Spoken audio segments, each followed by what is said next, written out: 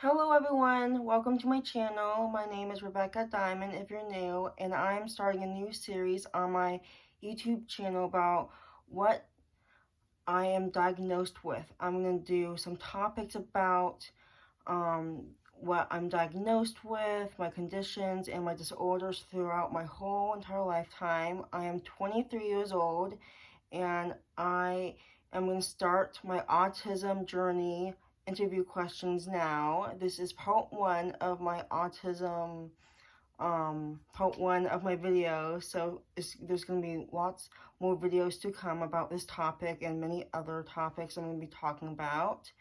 So I'm going to begin with number one. How do you define autism?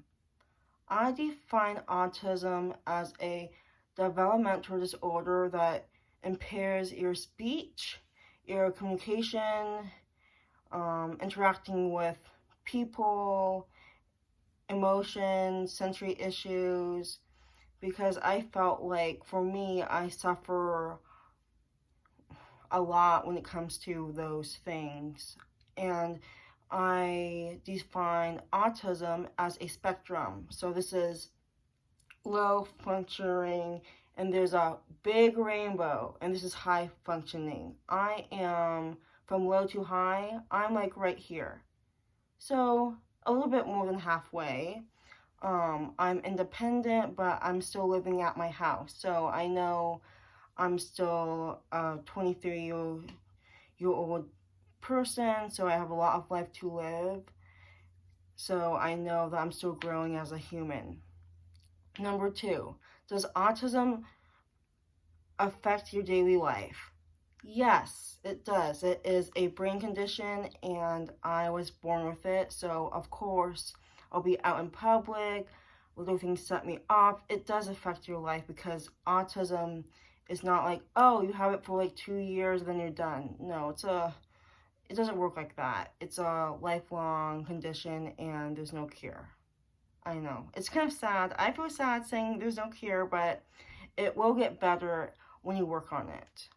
Number three, when were you diagnosed? Baby, toddler, kid, middle or high school student, or adult? I've been diagnosed officially when I was a kid. I was diagnosed with speech when I was 2 or 3 years old. So I was diagnosed with other things that led up to autism because I had more things when I was growing up. Number four, did you do early intervention before kindergarten?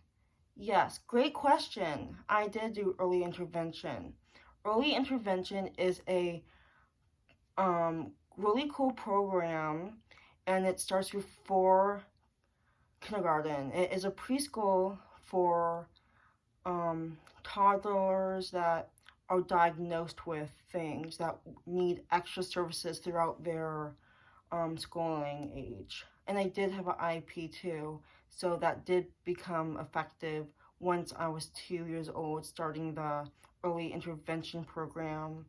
And it was really helpful that my parents advocated for my needs and intervened when necessary, because I did suffer from sensory issues at a young age and speech. Okay, number five. Did you have an IEP during your schooling years, K to 12th grade? Yes, I had an IEP all my life. All my life. So yes, I always had an IEP in place. When I did early intervention through the community transition program to college now, I have accommodations that I have services from. So yes, I did have services all of my life because it's a lifelong condition. Number six, does anyone else in your family experience autism? Not my family, but I do have some relatives. It is my mom's cousin's son that does have autism, that I don't know really well. They live not close to us, but yes, I do have one person that is a relative to my mom's side of the family that I'm not really close to. Number seven, did you get speech or special education services in school? Yes, I did start off with speech services right away, and I did have special education services all of my life too. So yes, I did go in different classrooms when I was a student, and it was very mixed in. Like one classroom or another classroom, I was both. Number 8. What kind of classroom were you in? For preschool, I did early intervention, so that was just people with special needs. Then I was in mainstream, but I had a one-on-one person with me, K to 12. So when I was in high school, my parents decided to put me in a isolated classroom for just special education students or people with disabilities. So all of my life in high school, for most of the classes, was isolated with a special education teacher and assistant. When I was in middle school, I was in mainstream, but I had so much support, so many teachers with me. It was a very hard time in my life. Emotionally, I went to new middle school by myself. It was in downtown. I didn't know any friends there. So yes, I did have a lot of services and a lot of help in middle school. I had someone with me all the time because I was out of control. I couldn't handle my emotions. I would just get frustrated doing schoolwork, and it was really hard. And then in elementary school, I had someone that pulled me out for services, but yes, I did have mainstream classes. But I did have someone help me a lot too, but not in middle school. Middle school was by far the most help ever. Okay, number 9. What do you think about others knowing that you have autism? Um, it's a good question. I feel sad that I have autism because I know people will like think of me differently and will judge me and will like notice what I'm doing because of my behaviors and things that calm me down. I do things differently than people, but I feel like it's a good awareness that I have autism because people should know and accept that I have autism. I know for me, I get like, I don't want to have autism, but like, it's not my choice. I was born with this, and I know it's a good thing to just be recognized that you have differences, but you have struggles, you have gifts, you have talents. So it's like a good balance beam of like, yes, I do have gifts, and yes, I do have more struggles and challenges than most other people, and it takes me harder to achieve those skills because of my brain development and my speech and everything like that too. Number 10. What was your first developmental delay? It was speech and acid reflux. That was a combination because it was the mouth and the sounds I was making. So yeah, definitely speech. I did speech therapy right away when I was 2.5. I took speech therapy until I was 22 years old. So I did speech therapy every week. It was a constant thing in my life, and I got tired of it easily, but I had speech. That was my number one concern that my parents were worried about too, because they didn't know my capabilities when I was trying to make sounds and trying to talk. They didn't know if I was going to be nonverbal, have communication needs for the rest of my life, which I still have communication needs. Like, don't get me wrong, I still struggle with that. Just how to express myself in a nice manner and not hurt myself. I do struggle with that, and it's part of life. I need to work on this, and I need other people to support me too. 11. What caused your autism? Mind blown. Like, we don't know. It's just how I'm made. Everyone's made in a certain way. My parents do not have autism. I just think it's the genetics and just how I was in my mom's womb. I feel like my mom took care of herself during pregnancy. Maybe she ate not that much, and that's why I was a low birth weight, but she was healthy. Like, she knew what she was doing when she was pregnant. She planned to be pregnant with me. So, like, she had common sense when it was taking care of her body, and I don't think it affected me. My mom didn't have any accidents when she was pregnant with me. I just think it's genetics, and I am just naturally slow when it comes to developing skills, and I just think it was just genetics. So I don't know, and maybe some environmental things too afterwards, but it's mainly genetics. Um, through my parents. I know it's fine. It just makes me emotional, but it's okay. Why? Why get emotional when it's not in your control? That's what I have to think of every day. Number 12. Do people notice your autism in public? I'm sure they do. I'm sure they notice the habits or like the things they do in public that are not typical to other people. Yes, they notice. It's obvious when it comes to some things. But it is how I cope in the community. It is how I relax myself, because I need to take care of myself in public, because it is just society. I need to learn those skills, and I do feel like people do like look at me and judge me, or like, oh, what's wrong with her? I do have that all the time. So I'm still like, yeah, it's fine. I'm just taking care of myself. Number 13. Do you feel self-conscious about having autism?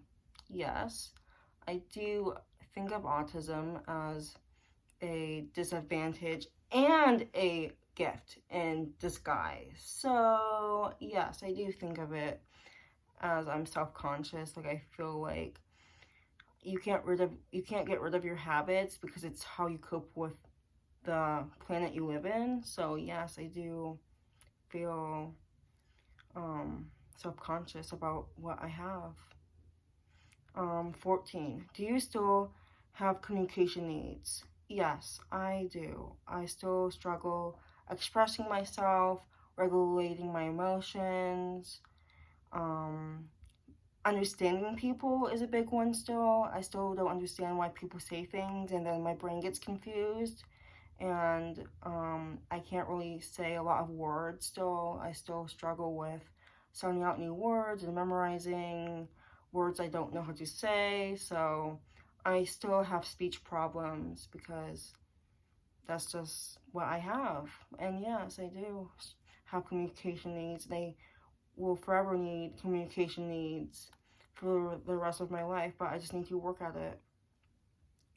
But I had more communication needs when I was younger. I got really got mad when didn't express myself the right way, and I do struggle with it now, but slightly I have it more controlled. Number 15. Do you accept autism? When it comes to me, no. No way. I don't accept I have autism. Like, why me? Why? It's a spectrum. So, like, for my capabilities, yes, I accept who I am. It's me. I loves the things I got, talents and gifts most people don't have.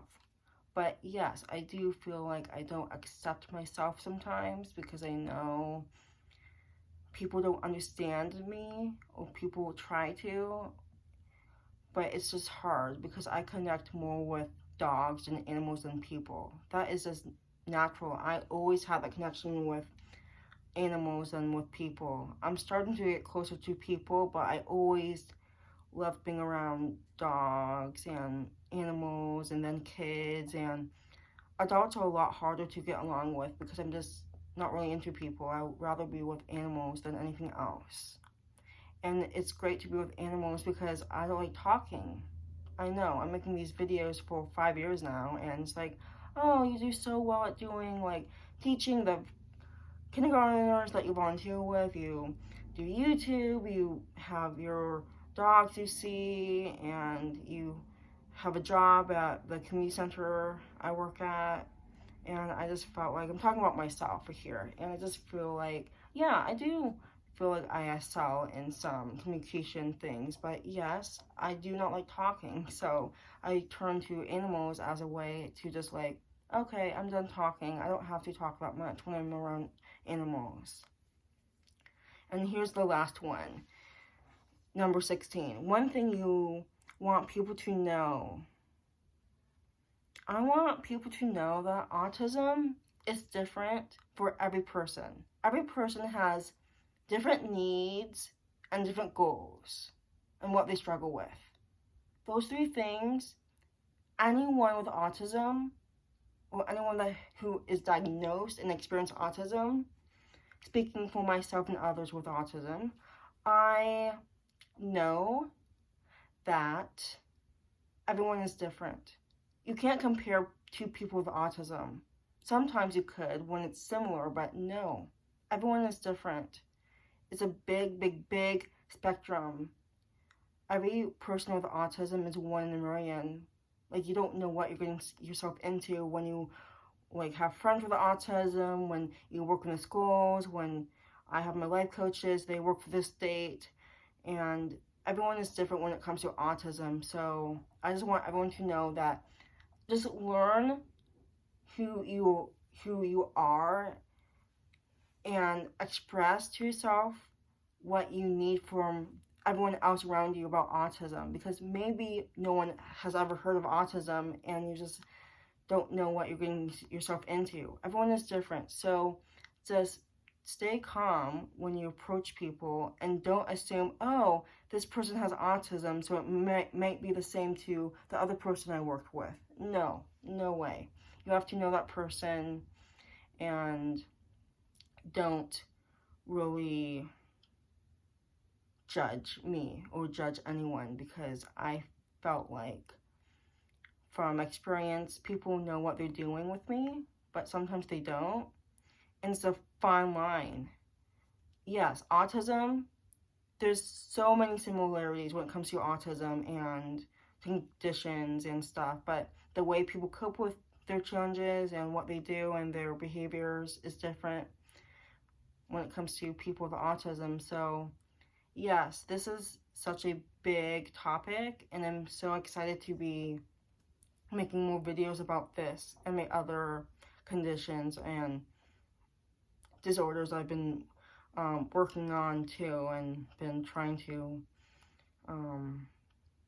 just take notes and just to be and spread awareness to people that may not know or may want to get to know me better. Watching my YouTube videos is a great way now, because I feel like it's a lot easier to talk to you guys, the camera, than to people in general. I feel safer. I don't have to feel pressure talking to people. There's no judgment, or there's no anything when I'm talking to my phone and posting this on YouTube. Yes, people will see this, but it's not like I'm having a conversation with someone. It's just me filming myself in my documentary. So thank you so much for watching, and I will make more videos soon about autism. So have a great day, everyone.